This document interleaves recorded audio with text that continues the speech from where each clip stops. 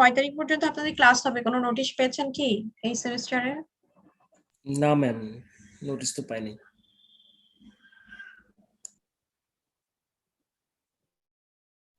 আমাদের এখানে ক্লাসে দেখেন চ্যাট অপশন আছে, আপনারা যে কয়জন উপস্থিত আছেন আপনাদের ইমেল অ্যাড্রেসটা লিখে ফেলেন তো।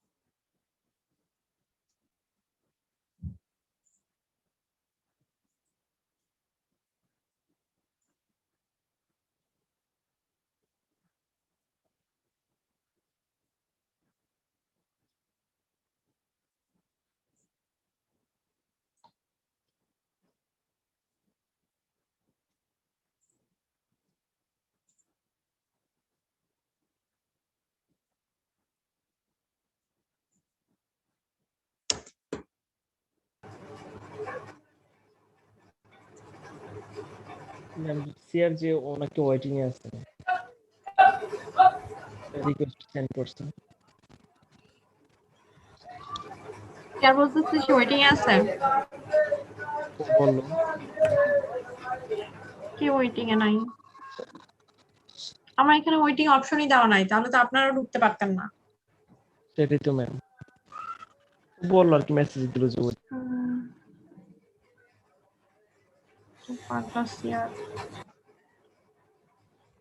না, তাকে ওয়েটিং এ দেখা যাচ্ছে না এবং আমার লিংকে কোনো ওয়েটিং অপশনই দেওয়া নেই, একটা ওপেন অপশন। আচ্ছা ও দেখতেছি। কি দেবাশিস, আপনি নাকি ওয়েটিং এ আছেন? কেমনে ওয়েটিং এ আছেন?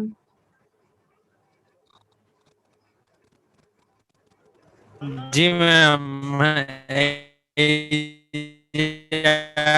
এখন আসতে পারলাম, এতক্ষণ জয়েন করতে পারতেছিলাম না। কেন পারছিলেন না? আমার এখানে তো ওয়েটিং অপশন দেওয়া নাই।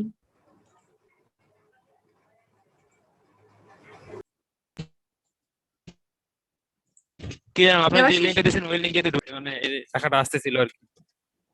জি ম্যাম। আপনি কি এক্সেল শিটটা রেডি করেছেন? আমি যে সবার চেয়েছিলাম যে ইমেল অ্যাড্রেস। না ম্যাম, এখনো করা নাই, সবাই দেয় নাই তো, মানে আমি ফেসবুকে গ্রুপে দিয়েছি, ওইখানে সবাই কমেন্ট করতেছে, আমি একটু রাতের দিকে দিয়ে দিব ম্যাম। মোটামুটি অনেকই দিছে, হয়ে যাবে, মনে হয় 2-1 জন বাকি আছে। আচ্ছা ঠিক আছে, একটু কালেক্ট করে আজকের মধ্যে দিয়ে দিবেন। দেবাশিস, আপনি কি কোনো নোটিশ পেয়েছেন এই সেমিস্টার আপনাদের কয় তারিখ পর্যন্ত ক্লাস হবে? না ম্যাম, এরকম কোনো নোটিশ পাই নাই ম্যাম এখনো।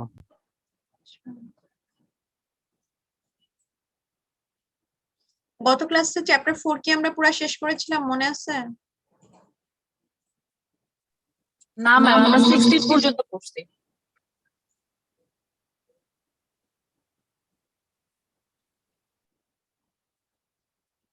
কতদূর পর্যন্ত আরেকবার বলেন একটু।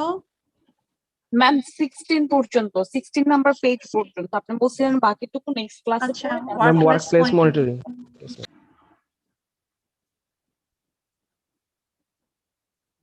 সেখানে আমাদের আর বেশি বাকিও নাই। ওয়ার্কপ্লেস মনিটরিং এর পর আমরা অ্যাকচুয়ালি পড়ছিলাম চ্যাপ্টার হচ্ছে প্রাইভেসি সম্পর্কে, সিকিউরিটি বেসিসে আমাদের প্রাইভেসি মেনটেন করার জন্য যে কাজগুলো করতে হবে সেগুলা থেকে।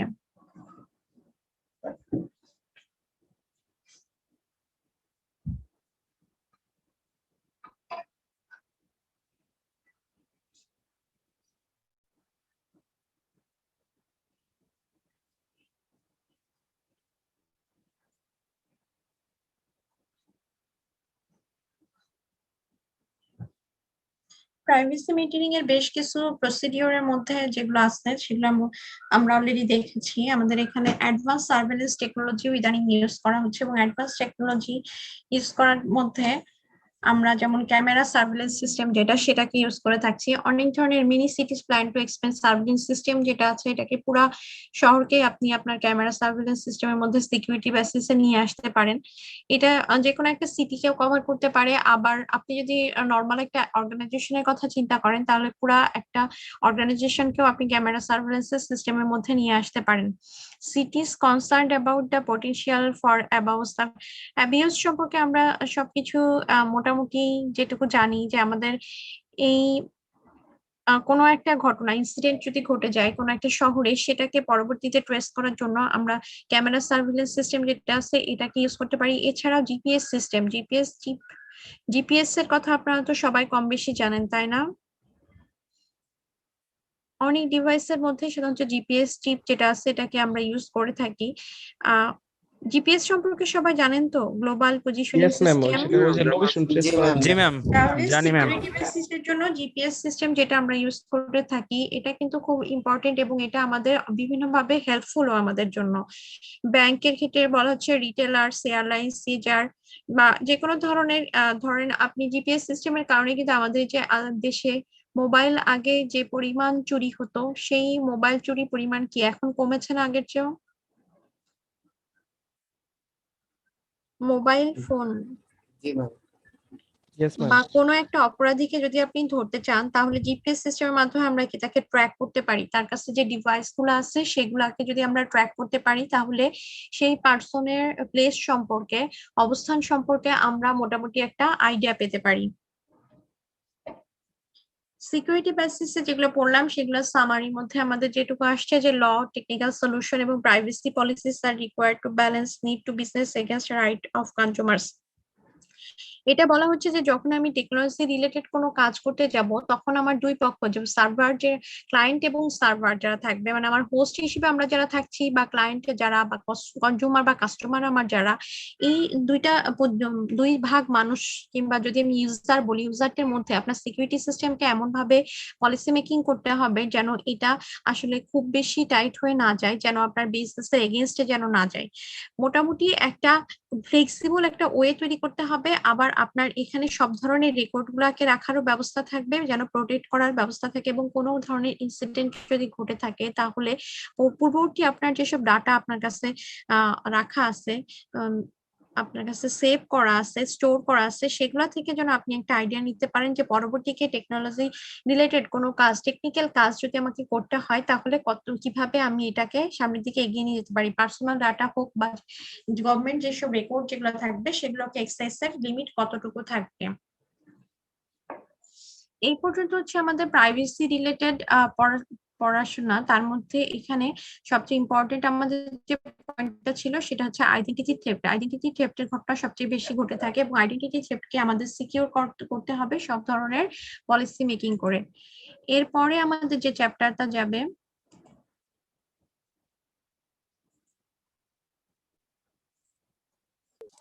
ম্যাম। হ্যাঁ হ্যালো। বলেন। আচ্ছা ম্যাম, ওই যে অনেকে বলতেছিল যে আজকে যে এক্সাম ছিল, তিতাস গ্যাসের আর কি পরীক্ষা ছিল, অনেকে পরীক্ষা দিতে আচ্ছা গেছে, তো আচ্ছা, তাদের অ্যাটেন্ডেন্সের কয়জন ব্যাপার কয়জন? আমাকে দুইজন বলছে অলরেডি। আচ্ছা, দুইজন, ওনাদের দুজনের নাম আপনি অ্যাটেন্ডেন্সে উল্লেখ করে দিবেন, পাশে লিখে দেবেন ব্র্যাকেটে যে এই দুজনের পরীক্ষা ছিল। Okay ma'am. আচ্ছা, দেখেন চ্যাপ্টার 5 যেটা আমাদের, এই 5 এ আছে হচ্ছে freedom of expression. Freedom of এক্সপ্রেশনের মধ্যে ফ্রিডম অফ এক্সপ্রেশন আপনি কতটুকু এক্সপ্রেস করবেন, যেটা হবে যে আপনি এক্সপ্রেস করার, আপনি যেহেতু টেকনোলজি নিয়ে কাজ করছেন, এখন আপনি বলতে পারেন যে অনলাইনে যে কোনো ধরনের এক্সপ্রেশনকে আমি এক্সপ্রেস করতে পারি, এটা যেহেতু আমার ব্যক্তি স্বাধীনতার মধ্যে পড়ে, তাহলে আসলে কি আপনি সব ধরনের এক্সপ্রেশনকে এক্সপ্রেস করতে পারেন অনলাইনে?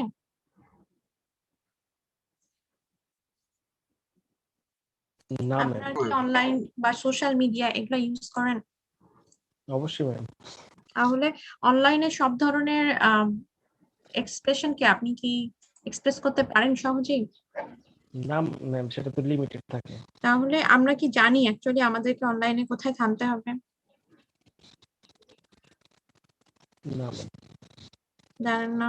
কেন আপনি যখন কোনো কিছু সাপোজ কোনো কিছু শেয়ার দেন কিংবা কোনো স্ট্যাটাস লেখেন কিংবা অন্যকে কোনো কিছু ইনফর্ম করেন, তাহলে আপনি যা মনে আসে তাই কি লিখে দিতে পারেন? না ম্যাম। তাহলে তো আমরা ধরে নিতে পারি যে আপনি জানেন যে অনলাইনের দুনিয়ায় আসলে কতটুকু আমি এক্সপ্রেস করতে পারবো এবং কতটুকু আমি এক্সপ্রেস করতে পারবো না, তাই না? ইয়েস ম্যাম, লিমিটেশন তো আছে। জি ম্যাম। লিমিটেশনস। এখন এখানে আমি বলতে পারি যে আমার আসলে তাহলে স্বাধীনতার মিনিং কি? What is the basis for the protection of freedom of expression in the United States and what type of expression are not protected under the law? এখানে ওরা ইউনাইটেড স্টেটস কে মেনলি ওরা কনসিডার করেছে। আমরা বাংলাদেশের পার্সপেক্টিভেও যদি চিন্তা করি তাহলে এটা কিন্তু এখন খুব একটা ইম্পর্টেন্ট ইস্যু এবং একটা সিরিয়াস ইস্যু আমাদের দেশের পার্সপেক্টিভ থেকে। আমি মনে করি যে আপনাকে কতখানি সাবধানী হতে হবে যে কোনো ধরনের এক্সপ্রেশন বা কথাবার্তাকে অন্যকে বলার ক্ষেত্রে বা এক্সপ্রেস করার ক্ষেত্রে বা স্ট্যাটাস গুলো আপনি যখন শেয়ার দিচ্ছেন বিভিন্ন সোশ্যাল মিডিয়াতে সেগুলোর ক্ষেত্রে। যেকোনো একটা অনলাইনের ফ্রিডম আমি যদি বলি বাক স্বাধীনতা, যেটা এই বাক স্বাধীনতার উপরেও কিন্তু আমাদের আসলে লর আন্ডারে প্রত্যেকটা কান্ট্রির আলাদা আলাদা ল আছে কতটুকু আপনি আসলে এক্সপ্রেস করতে পারবেন। বা একটা অর্গানাইজেশনে যদি আপনি জব করে থাকেন, বিশেষ করে আমি বলেছিলাম যে আপনারা যারা হচ্ছে গভর্নমেন্ট জব করেন তারা কতটুকু এক্সপ্রেস করতে পারবেন। আচ্ছা, চ্যাপ্টার 5 কি আমি আপনাদের পড়িয়েছি নাকি? আপনারা কি পড়েছেন না এই ম্যাম, চ্যাপ্টারটা? এটা পড়ানো হয় নাই না ma'am। আচ্ছা আচ্ছা আচ্ছা, তাহলে ইম্পর্টেন্ট ফ্রিডম অফ এক্সপ্রেশনের যখন আমরা চিন্তা করব তখন আমাদের এই রিলেটেড কোন কোন ইস্যুগুলো আমাদের কাছে ইনফরমেশন গুলা আমাদের কাছে ইম্পর্টেন্ট হবে। Right to freedom of expression, important right for free people everywhere guaranteed by the first amendment. আমরা যেটা বলছি যে যে কোনো ধরনের স্পিচ রিলেটেড যে ব্যাপারগুলো আমরা ফ্রি স্পিচ যেটাকে বলছি, এটা নন ভার্বাল হতে পারে, ভিজুয়াল হতে পারে, সিম্বলিক হতে পারে, বিভিন্ন ভাবে। Right to speak anonymously. এখন আপনি বলতে পারেন যে আমি কারোর সাথে খারাপ ব্যবহার করিনি, কিন্তু সাপোজ আপনি একজন মানুষ রাস্তা দিয়ে হেঁটে যাচ্ছে, তার সাথে খারাপ ব্যবহার না করেও আপনি কিন্তু আকার ইঙ্গিতেও তাকে, আমরা যেটা বলে থাকি, বুলিং করতে পারেন, তাই না? পারেন না? বুলিং এর যে ব্যাপারগুলা সেটা কি সাধারণত মুখ থেকে মানুষ কোনো কথা বলছে তার জন্যই বুলিং হচ্ছে, বা অন্য কোনো উপায়ে কি বুলিং হয়? সিম্বলিক ফর্ম থাকতে পারে, আপনি নন ভার্বাল কোনো অ্যাকশন, আপনার কোনো অ্যাক্টিভিটিস, বা আপনি হাত পার মাধ্যমে কোনো সিম্বলিক সাইন দেখাতে পারেন, যেটার মাধ্যমে আপনি এখানে বিভিন্ন ভাবে ফ্রি স্পিচকে রিলিজ করতে পারেন, তাই না? তাহলে এই জায়গাগুলো থেকে আমাকে কিন্তু অনলাইনে এই কথাবার্তাগুলো বলার সময় খেয়াল করতে হবে যে আমি আসলে কতটুকু আহ বলতে পারবো বা কতটুকু আমি আসলে অন্যের কাছে যে কোনো জিনিসকে এক্সপ্রেস করতে পারবো। আমার এখানে বেশ কয়েকটা পয়েন্ট দেওয়া আছে, এই পয়েন্টগুলো নিয়ে আমরা করবো details. Not protected by the first amendment মধ্যে পারজুরি আছে, fraud, defamation, obscene speech, incitement of panic, এগুলো ডিটেলস আমরা প্রত্যেকটাই পড়বো। ইনসাইটমেন্ট অফ ক্রাইম, তারপরে fighting words, sedition, fighting words, যাই হোক এখানে আমরা ধরেন বিভিন্ন ভাবে এক্সপ্রেস করতে পারি। আপনি একটা ক্লাসের রুমে ক্লাস করছেন, আপনার একটা অফিসে বা অফিস করছেন, সেটা একটা 10 তলা বিল্ডিং এর 9 তলায়। সাপোজ কোনো ভাবে আপনার মনে হলো যে এখানে ভূমিকম্প হচ্ছে, কিন্তু আসলে ভূমিকম্প হচ্ছে না, কিন্তু আপনি যদি বাই চান্স একটা চিৎকার করে বলেন যে ভূমিকম্প হচ্ছে, তাহলে আপনি কি চিন্তা করতে পারছেন যে এখানে কি পরিমাণ প্যানিক তৈরি হবে অফিসের মধ্যে, এবং সেটা 9 তলা বিল্ডিং এ? জি সেটা ম্যাম, কি ধারণা অবশ্যই করতে পারেন? অবশ্যই ম্যাম। তাহলে এরকম সিচুয়েশনে কিভাবে হ্যান্ডেল করতে হবে, এই আপনি যদি নিজে চিৎকার করতে থাকেন তাহলে হবে কি 9 তলা থেকে সহজে কেউ নামতে পারবে না, এদিকে লিফটে জায়গা হবে না, তারপরে সবাই হুড়োহুড়ি করে বের হতে যাবে এবং এখানে একটা চরম ডিজাস্টারের অবস্থা তৈরি হবে, তাই না? Yes ma'am. জি ম্যাম। এছাড়া আমরা অনেক সময় কি করি, এমন কোন শব্দ যেটা আমাদের দেশে পলিটিশিয়ানরা অনেক সময় করে থাকে যে অ্যাকচুয়ালি ঘটনাটা ঘটে নাই, কিন্তু কারো নামে বদনাম দিয়ে দিল যে ও এই কথাটা বলেছে, তারপর দেখা গেলো কি দাঙ্গা হামলা শুরু হয়ে গেল, লাঠালাঠি, মারামারি শুরু হয়ে গেল। তাহলে এই ধরনের স্পিচ গুলো আপনাকে, ফাইটিং ওয়ার্ডস মানুষের মধ্যে কিন্তু অনেক ধরনের প্রভাব ফেলে। বা 3 জন মানুষ যদি থাকে, একজনের বিরুদ্ধে আপনি যদি অন্য একজন মানুষকে এংরি করে দিতে চান, সেই ধরনের ওয়ার্ড কিন্তু সহজে আপনি ইউজ করতে পারবেন না যখন আপনি অনলাইনে কোনো কাজ করতে যাবেন। প্রথমে দেখেন আমরা এখানে ডিফামেশন থেকে শুরু করছি। এই ডিফামেশন হতে পারে 2 ধরনের, ওরাল হতে পারে, রিটেন স্টেটমেন্টও হতে পারে। মানে আপনি কোনো একজন পার্সন সম্পর্কে মিথ্যা অপবাদ দিতে পারেন, ফলস বা হার্মস অ্যানাদার পার্সন, এমন কিছু বলতে পারেন যেটা অন্য পার্সনকে হার্ম করবে। সেই হার্মটা হতে পারে ফিনান্সিয়ালিও হতে পারে, আবার মানুষের যে হার্মফুল তার সম্মানের জন্য ক্ষতিকর হতে পারে, স্ল্যান্ডার, ওরাল ডিফামেশন যেটা হয়ে থাকে স্টেটমেন্ট, আর হচ্ছে লিবেল, ডিটেল, আপনি রিটেন আকারে যদি কারো বদনাম করার চেষ্টা করেন বা কাউকে কারো সম্মানহানি করার চেষ্টা করেন, তাহলে এই ধরনের ক্ষেত্রগুলোতে আপনি এমন কিছু স্পেস ইউজ করবেন না যেটা তার মান সম্মানে হানি হয়। পরবর্তীতে দেখা যাবে সে যদি লিগ্যাল অ্যাকশন নেওয়ার কথা চিন্তা করে তাহলে কি হতে পারে, মানহানি মামলা করতে পারে আপনার নামে, তাই না? আমার আপনাদের দেখা এরকম কোনো ঘটনা কি আছে যে মানহানি মামলা করেছে এবং আপনি সেটা সম্পর্কে জানেন, কারোর সম্পর্কে এমন কোনো কথা পেপার না ম্যাম, পত্রিকায় পড়েছেন? না ম্যাম, কখনো কি এরকম পেপার ফেস পত্রিকায় করি নাই। পড়েছেন? পত্রিকায় তো অনেক আছে এরকম ম্যাডাম, নিউজ। পেপার পত্রিকায় তো আমরা এরকম অনেক সময় শুনি যে একজন পার্সন যখন আরেকজন পার্সনের সম্পর্কে কিছু একটা বলে, যার নামে বলে, সে যদি জিনিসটাকে সত্য হিসেবে স্বীকার না করে, সেক্ষেত্রে সে তার বিরুদ্ধে একটা মানহানির মামলা করতে পারে, যে আমার মানহানির মামলা সম্পর্কে করতে পারে। যে হ্যাঁ, উক্তিটা বলা হয়েছে এটা। আমরা বলছি। তো এরকম ডিফামেশন এমন কোনো কিছু আপনি অন্য কারোর সম্পর্কে না জেনে বলবেন না যেটা তার সম্মানের জন্য হানিকর হয়।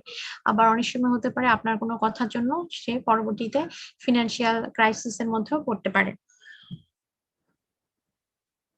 ফ্রিডম অফ এক্সপ্রেশনে কি ইস্যুস এর মধ্যে দেখেন এখানে বেশ কয়েকটা জিনিস আছে। Controlling access of information on the internet, অবশ্যই আমরা এটা নিয়ে অলরেডি পড়েছি যে আমরা কতটুকু অ্যাক্সেস করতে দেবো, ইনফরমেশন গুলোকে কতটুকু কন্ট্রোল করবো, কন্ট্রোল অ্যাক্সেস এটাকে লিমিট করা। Anonymity on the internet, defamation and hate speech. আচ্ছা, হেট স্পিচ সম্পর্কে কি আপনাদের আইডিয়া আছে কোনগুলোকে হেট স্পিচ বলা হয়? কোন ধরনের শব্দগুলোকে জি ম্যাম। হেট স্পিচ বলা হয় বলেন তো? ম্যাম, কাউকে অপমান করে বা কাউকে নিচু করে কোনো কথা যেগুলো আছে এইসবই তো না, যদি আপনি বলা হয়। অপমান করে বলেন সেটা ডিফেমেশনের মধ্যে পড়ে যাবে। হেট স্পিচ অন্য জিনিস। হেট স্পিচ সম্পর্কে কারো আইডিয়া আছে? আমরা যে আগের টপিকসটা পড়লাম এইটা ছিল অপমানকর কথা, আর হেট স্পিচ যেটা আমরা বলছি এটা সম্পর্কে কি কারো কোনো আইডিয়া আছে? বিভিন্ন ধরনের কন্টেন্ট থাকে না, যে কন্টেন্টটা অনেকে পছন্দ করে না, সেগুলো একটু জোরে বলেন। ম্যাম কন্টেন্ট থাকে না, বিভিন্ন রকমের কন্টেন্ট ক্রিয়েট করে অনেক সময়, সেগুলো হয়তো অনেক সময় যেগুলো প্রচার করা হয় সেগুলো হেট স্পিচ হয়ে যায়। আপনারা কি আর কেউ বলতে পারবেন হেট স্পিচ সম্পর্কে আর কারো কোনো আইডিয়া আছে? ম্যাডাম, আমরা অনেক সময় ওই যে রেসিজম দেখি, রেসিজম টাইপের যে কথাবার্তা বলে এগুলো হেড স্পিচ হতে পারে। হ্যাঁ, আমরা এক্স্যাক্টলি এটাই বলতে চাচ্ছিলাম। হেট স্পিচ এর মধ্যে বেশ কয়েকটা ভাগ আছে। এটা হচ্ছে রেসিজম আসতে পারে, রিলিজিয়াস যে ব্যাপারগুলো হিন্দু মুসলমানদের নিয়ে আপনি সহজেই কিন্তু দাঙ্গা হাঙ্গামা তৈরি করতে পারেন।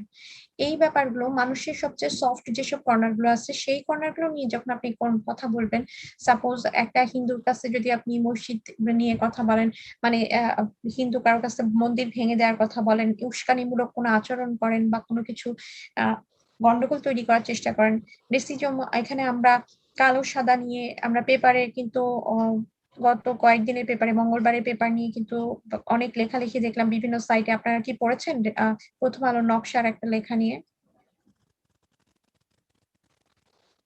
আপনারা কি কেউ প্রথম আলো পড়েন? পড়া হয় নাই ম্যাম, পড়া হয় নাই।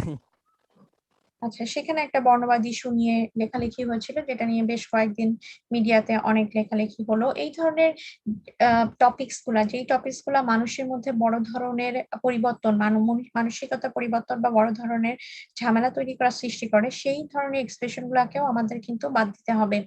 অ্যানোনিমিটি অন দ্য ইন্টারনেট, আপনাদের ক্ষেত্রে এমন কখনো হয়েছে যে ইন্টারনেটে কেউ কোনো সোশ্যাল মিডিয়া হতে পারে, কোনো একটা ট্রান্সমিশন মিডিয়া হতে পারে, যেখানে কেউ আপনার ফ্রেন্ড হতে চেয়েছে কিন্তু অ্যানোনিমাস আকারে, মানে নিজের পরিচয় গোপন করে অন্য কোনো পরিচয়? আপনারা কি কখনো খেয়াল করে দেখেছেন? ম্যাডাম, এটা তো হয়ে থাকে। অপরিচিত কারোর সাথে কি কখনো বন্ধুত্ব হয়েছে? জি ম্যাম, হয়েছে তো। আচ্ছা, তাহলে এরকম অ্যানোনিমাস মানে আইডেন্টিটি ইউজ করে অনেকে থাকে, অ্যানোনিমাস আইডেন্টিটি ইউজ করে অনেকে ব্লগেও লেখালেখি করে, কবিতা গল্প লিখে বিভিন্ন জন বিভিন্ন ভাবে তার অ্যাক্টিভিটিস প্রকাশ করতে পারে।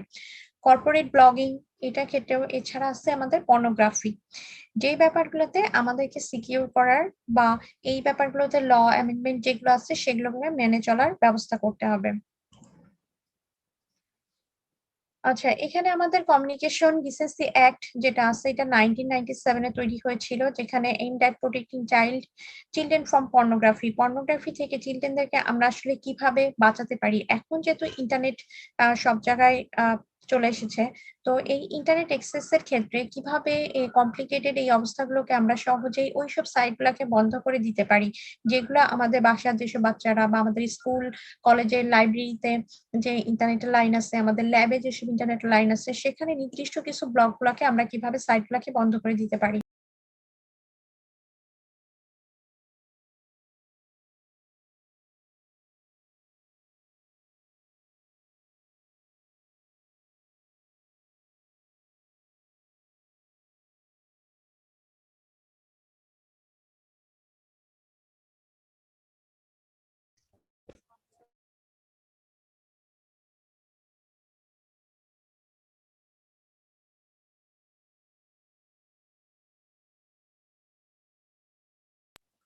বিভিন্ন ধরনের নিয়ম কিন্তু আমাদের যেসব সোশ্যাল মিডিয়া গুলো আমরা ইউজ করছি সেখানে বা আমাদের ব্রাউজারে বিভিন্ন অপশন আছে, যেগুলোর মাধ্যমে ফায়ারওয়াল ইউজ করেও আমরা কিন্তু এইসব সাইট গুলাকে বন্ধ করে দিতে পারি।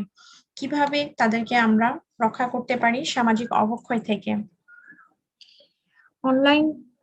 অনলাইন প্রোটেকশন অ্যাক্ট সিওপিএ যেটা, এটার ক্ষেত্রে কিন্তু 2004 থেকে মোটামুটি এখানে সব ধরনের ইন্টারনেট ফিল্টারিং এর ব্যবস্থা করা হচ্ছে, যে আপনার সফটওয়্যার ইনস্টল করতে পারেন আপনি ব্রাউজারের সাথে, বা ব্লক অ্যাক্সেস গুলাকে ব্লক করে দিতে পারেন। কোন কোন সাইটের ডিমান্ড থাকবে ওইসব সাইট গুলাকে আপনি ইনঅ্যাপ্রোপ্রিয়েট সাইট যেগুলো আছে বা অফেন্সিভ সাইট যেগুলো আছে, অফেন্সিভ ম্যাটেরিয়াল যেন সহজে আপনার সামনে বা আপনার ছোট ভাই বোন বা বাচ্চাদের সামনে চলে না আসে, সেই সাইট গুলাকে কি আপনি ফিল্টারিং করে রাখতে পারেন। ইউআরএল ফিল্টারিং, কি কি ধরনের ফিল্টারিং আপনি এখানে করতে পারেন সেগুলোর মধ্যে আমাদের ইউআরএল ফিল্টারিং আছে, keyword filtering, dynamic content filtering যেগুলো আছে, অবজেক্ট অ্যানালাইসিস, ইমেজ রিকগনিশন, দুইটার মাধ্যমেই তারা করতে পারে। যে কোনো একটা শব্দ যদি ব্রাউজারের মধ্যে লেখে তাহলে অটোমেটিক্যালি আপনার যে সফটওয়্যারটা এখানে ইনস্টল করা থাকবে সেটার মাধ্যমে সেই অবজেক্টের অ্যানালাইসিস করে সেই সাইটটাকে ব্লক করে দিবে। অথবা ইমেজ রিকগনিশন, এই ধরনের কোনো ছবি যদি সামনে চলে আসে সেগুলোকে কিভাবে ব্লক করে দেওয়া যায়।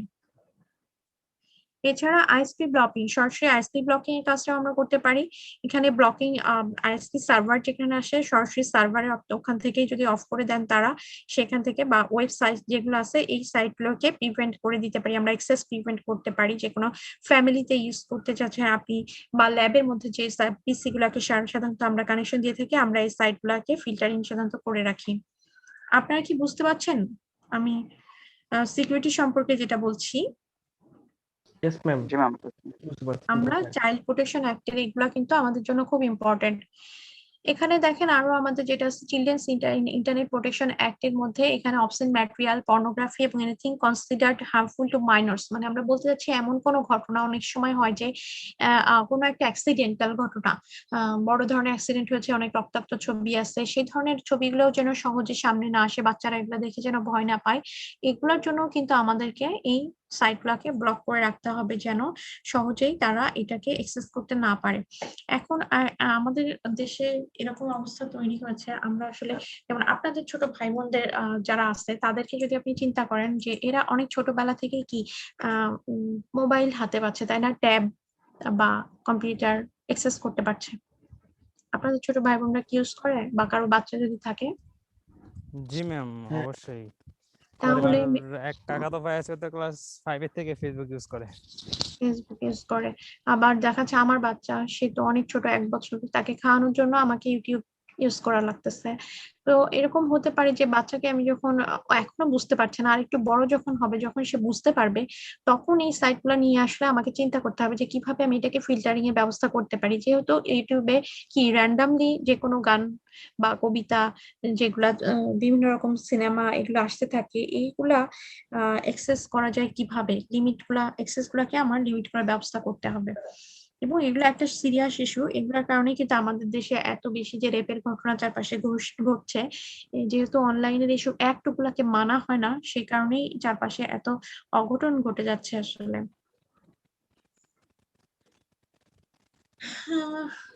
এখানে ইন্টারনেটে মাইনরস যারা আছে তারা অথবা অ্যাডাল্টরা যখন ইউজ করবে, সেখানে আপনি বিভিন্ন ধরনের অ্যাক্সেস গুলাকে কন্ট্রোল, স্টুডেন্ট, প্যারেন্ট এবং এমপ্লয়ি এগুলাকে ভাগ করে নিতে পারেন।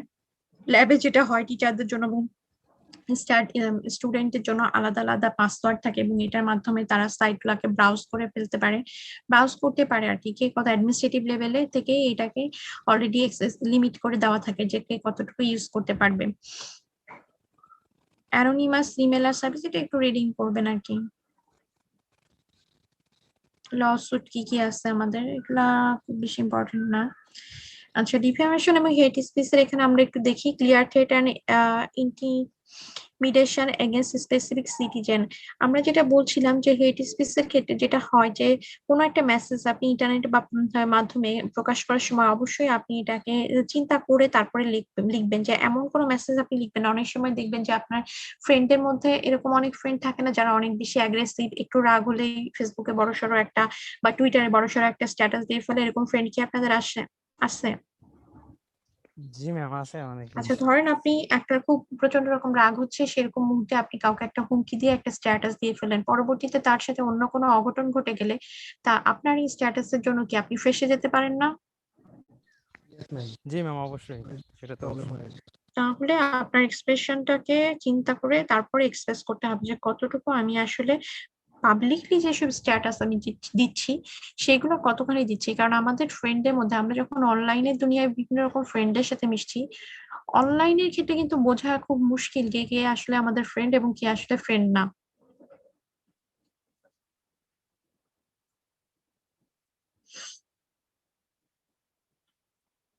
আমরা যেটা বলে থাকি যে বিভিন্ন রকম এখন যেটা আপনাদেরকে পড়াচ্ছি, আপনারা ইউনিভার্সিটি শেষ করে মাস্টার্স করছেন, তার মানে অলরেডি আপনারা অ্যাডাল্ট এবং আপনাদেরকে বোঝানোর এতখানি দরকার নাই। কিন্তু যখন আপনি চিন্তা করেন আপনার কোনো স্কুল কিংবা কলেজের কোনো ছোট ভাই বোন, বিশেষ বোন, এরকম যারা একদম ছোট 7-8-এ পড়ে, এরকম টাইপের ছেলেমেয়েরা যাদের আসলে ভালো মতো বোঝার মতো খুব বেশি বুদ্ধি হয় নাই, কিন্তু তারপরেও তারা ইন্টারনেট ইউজ করছে এবং ইন্টারনেটে তারা সব ধরনের তাদের যে পিকচার কিংবা তাদের বিভিন্ন রকম ইনফরমেশন যেগুলো শেয়ার করছে ফ্রেন্ডদের সাথে, এগুলা কিন্তু প্রাইভেটলি তারা চিন্তা করছে অনেক সময় যে প্রাইভেটলি আমি এটাকে শেয়ার করছি, কিন্তু ইন্টারনেটের দুনিয়ায় আসলে প্রাইভেট বলে কিছু নেই, সবকিছুই পাবলিক। কারণ আপনার যে সার্ভার লেভেল আছে সেখানে আপনার সমস্ত ডাটাই কিন্তু জমা থেকে যাচ্ছে। তাহলে যে কোনো ধরনের মেসেজ পাসিং এর সময় আপনাকে কিন্তু অবশ্যই সাবধানতা অবলম্বন করতে হবে এবং অন্ধভাবে কোনো মানুষকেই, একমাত্র মা বাবা বাদে কোনো মানুষকে অন্ধভাবে বিশ্বাস করা যাবে না। কর্পোরেট ব্লগিং, দেখেন কর্পোরেট ব্লগিং এর ক্ষেত্রে আমাদের সিকিউরিটি গুলাকে আমরা কিভাবে মেনটেন করব। কর্পোরেট ব্লগিং এর ক্ষেত্রে যেটা হয়ে থাকে যে কিছু কিছু অর্গানাইজেশন আছে যারা তারা এমপ্লয়ীদেরকে তাদের যে পার্সোনাল ব্লগ গুলো আছে সেগুলা অ্যাক্সেস করতে দেবে কতটুকু। Reach out of partners, customer এবং employees, improve their corporate image. এখানে কিন্তু আমি যেটা বললাম যে এই কর্পোরেট ব্লগিং এর ক্ষেত্রে কিন্তু আপনাকে এমপ্লয়ীদেরকে অবশ্যই ভাগ করতে হবে 3 ভাগে: mid level employee, high level employee, low level employee. Authority লেভেলের এমপ্লয়িরা যে ধরনের ইনফরমেশন গুলাকে অ্যাক্সেস করতে পারবে, আপনার মিড লেভেল এমপ্লয়ি গুলাকে কিন্তু তারা সেটা পারবে না। এবং যেটা হবে যে ব্লগস গুলাকে আপনার ক্রিটিসিজম অফ কর্পোরেট পলিসিস এবং ডিসিশন, আপনার যেসব কর্পোরেট যেসব নিয়ম নীতিগুলো আছে এমপ্লয়ীদের, সেগুলো অবশ্যই মেনে চলতে হবে। এবং কোনো ধরনের সিকিউরিটি ব্রেকেজ যদি হয় তাহলে সবার আগে যেটা হবে, কোম্পানি নিজস্ব যেসব ল আছে সেই ল অনুযায়ী আপনাকে শাস্তি দেওয়ার ব্যবস্থা থাকবে। এবং আপনার অপরাধ যদি বড় ধরনের হয় তাহলে কোম্পানি সেই ক্ষেত্রে লিগ্যাল অ্যাকশন নিয়ে আপনাকে পুলিশের দেওয়ার ব্যবস্থা করতে পারে। তাহলে অবশ্যই কোম্পানি যখন যে কোম্পানিতে আপনি জব করছেন সেখানে আপনার কোনো ফ্রেন্ড, মানে আপনার কোনো এমপ্লয়ি, আপনার যতখানি কলিগ, যতখানি কাছের মানুষই হোক না কেন, কোম্পানি সম্পর্কে খুব বেশি দূর খারাপ কথাবার্তা তার সাথে আপনি শেয়ার করবেন না নিজের সেফটির জন্য। আপনারা কি বুঝতে পারছেন আমি কি বোঝাতে চাচ্ছি বা কেন বলছি? Yes, ma'am. বিশেষ করে গভর্নমেন্ট সেকশনে যখন আপনি কাজ করবেন তখন কিন্তু আপনাকে কথাবার্তায় খুব সাবধানী হতে হবে। যেমন হচ্ছে যখন যে গভর্নমেন্ট থাকবে আপনি গভর্নমেন্টের এগেনস্টে যাবে এমন কোনো কথা বলার চেষ্টা না করাই বেটার। আসলে আপনি বলতে পারেন যে আমি তো স্বাধীন দেশের নাগরিক, আমি সব ধরনের কথাবার্তা বা এক্সপ্রেশন এক্সপ্রেস করতে পারি, কিন্তু দেখেন আমাদের যে পার্সপেক্টিভ, আমাদের কান্ট্রির যে অবস্থা, সেক্ষেত্রে আপনার একটা চাকরি যদি এখন চলে যায় তাহলে নতুন আরেকটা চাকরি পেতে কি আপনার জন্য অনেক কষ্ট হবে না? বা যদি বয়স চলে যায় সেক্ষেত্রে চাকরি পাওয়ার পসিবিলিটি থাকবে না, তাই না? সেক্ষেত্রে ফ্রিডম শব্দটা সাথে আমাদেরকে আসলে এখন একটু কম্প্রোমাইজ করে নেওয়া উচিত। এরপরে আমাদের যেটা আসছে পর্নোগ্রাফি। এই পর্নোগ্রাফি কারণে কিন্তু আমাদের দেশে বা বিদেশে বেশ কিছুদিন আগেও আপনি যদি লাস্ট 10 বছর আগের কথা চিন্তা করেন, তখনও কিন্তু আমাদের দেশে পর্নোগ্রাফি এত বেশি স্প্রেড করেছিল না, বা সব লেভেলের মানুষের কাছে এত ইজিলি পর্নোগ্রাফি পৌঁছাতে পেরেছিল না, যে কারণে আসলে এই ব্যাপারে কথা বললে অনেক তর্ক বিতর্ক থাকবে। তারপরেও আমরা মনে করি যে আমরা অনেক সেফ ছিলাম যখন আমরা স্কুল কলেজে পড়েছি, বা আপনাদের বড় ভাই বোনরা যখন স্কুল কলেজে পড়েছে, তখন কিন্তু তারা অনেক বেশি সিকিউরিটি ছিল। যখন এই ইন্টারনেট অ্যাভেলেবিলিটির কারণে এখন পর্নোগ্রাফি যেমন অ্যাভেলেবেল, এবং বিভিন্ন ধরনের ইনসিডেন্ট যেগুলো আমাদের দেশে ঘটছে বা বাইরের দেশেও ঘটছে, এগুলোর কারণে কিন্তু পর্নোগ্রাফির একটা বড় হাত আছে। কারণ পর্নোগ্রাফিকে আমরা কি, এটাকে আমরা মেনটেন করতে পারছি না, বা এই সাইট গুলাকে আমরা অফ করে দিতে পারছি না, বা ইচ্ছা থাকলেও সরকার থেকে এই জিনিসগুলো আসলে সঠিক মেনটেনেন্স নাই। যে কারণে যেটা হচ্ছে যে যে কোনো ধরনের যে কোনো লেভেলের মানুষজন সহজে এটাকে এক্সেস করতে পারছে, এবং এটার একটা মিসইউজ সেটা হচ্ছে। তো আমাদের এখানে বিভিন্ন রকম কি ইস্যুস এর মধ্যে আমরা যেটা প্রথমে দেখবো, controlling access to internet information.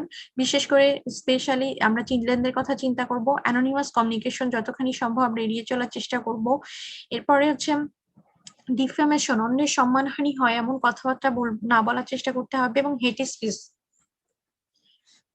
বর্ণবাদ, সাদা কালো এই ধরনের ব্যাপারগুলা, বা হিন্দু মুসলমান খ্রিস্টান এই ধরনের রিলিজিয়াস ব্যাপারগুলো নিয়ে আমরা কোনোভাবেই ইন্টারনেটে দুনিয়ায় বা টেকনোলজি দুনিয়া এগুলো নিয়ে আমরা বেশি কথাবার্তা বলা বা অন্যকে ছোট করার চেষ্টা করব না। পর্নোগ্রাফি এক্সেস যেন যতখানি সম্ভব কন্ট্রোল করা যায় সেই ব্যাপারগুলো দেখবো। এখানে আমাদের যেটা হচ্ছে মেনলি যে বিভিন্ন ধরনের এক্সপ্রেশন দেওয়ার সময় আমার আসলে সবকিছু যদি আমি চিন্তা করতে যাই, তাহলে দেখা যায় যে একেবারেই আমাদের অবস্থা এমন হয়ে যাচ্ছে যে চুপ করে থাকাটাই সবচেয়ে শ্রেয় আমাদের। যদিও অন্য বিভিন্ন ধর্মের লোকজন এখানে আছেন, তারপরেও আমাদের ধর্মে একটা কথা মহানবী সাল্লাল্লাহু আলাইহি ওয়াসাল্লাম যেটা বলেছেন যে হয় ভালো কথা বলো, না হলে চুপ থাকো। এটা মনে হয় সব ধর্মের ধর্মগ্রন্থতেই আছে এই ধরনের একটা সেন্টেন্স, তাই না? নেগেটিভ ইমপ্রেশন যেন না ছড়ায়, পিপুলদের মধ্যে নেগেটিভ ইনফরমেশন ইম্প্যাক্ট যেন না ছড়ায়, সেজন্য আসলে সবারই উচিত মোটামুটি ভালো কথাবার্তা বলা। আর ভালো কথাবার্তা বলতে না পারলে কোনো জায়গায় যদি কোনো কিছু আপনার মতের অমিল হয়, সেই জায়গাগুলোতে চুপ থাকাই বেটার। তার মানে এই না যে আহ সবাই চুপ থাকবে, কেউ না কেউ তো বিদ্রোহী হবেই, এবং কারো না কারোর মাধ্যমে সমাজের পরিবর্তন হবেই। তারপর যতটুকু সম্ভব আর কি সেফ থাকা। আপনাদের কি কোনো কোশ্চেন আসছে ফ্রিডম অফ এক্সপ্রেশন থেকে?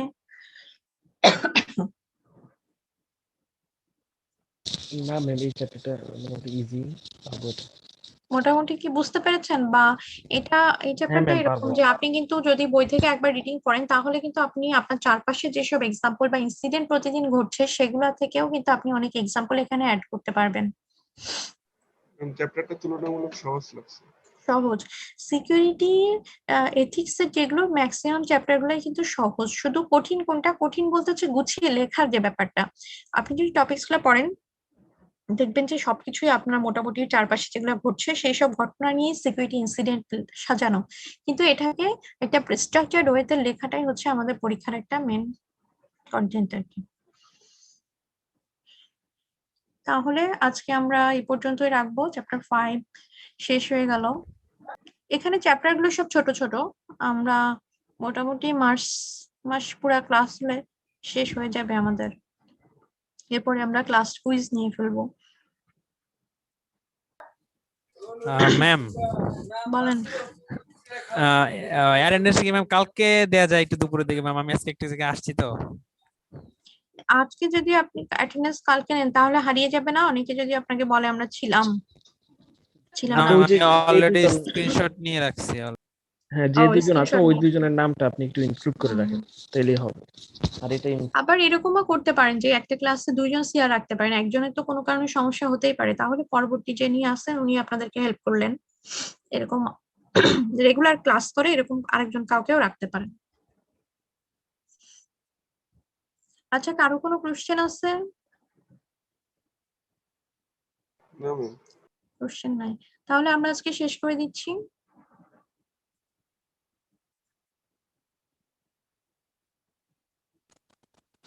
Okay ma'am.